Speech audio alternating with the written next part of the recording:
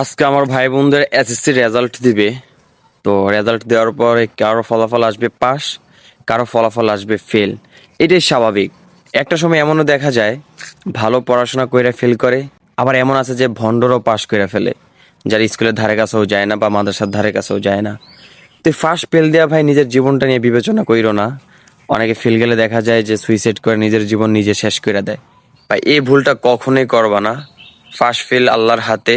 এটা একটা জাস্ট সংখ্যা বা কিংবা সাময়িক কয়েকদিনের জন্য সুনাম, এতটুকু পর্যন্ত শেষ। একটা কথা মাথায় রাখবা, ডিগ্রিধারী ব্যক্তিও সেই কোম্পানিতে চাকরি করে যেই কোম্পানির মালিক এসএসসি পরীক্ষাতে ফেল গেছে কিংবা তার পড়াশোনায় 5 পর্যন্ত। তো পরীক্ষাতে ফেল গেছে যে তোমার জীবন শেষ তা না। তুমি অনেক কিছু করতে পারবা যদি তোমার ভিতরে সাহস রাখো। নিজের ভিতরে শক্তি রাখলে জীবনে অনেক কিছু করা যায়। তো ফার্স্ট ফেল কোনো ম্যাটার না।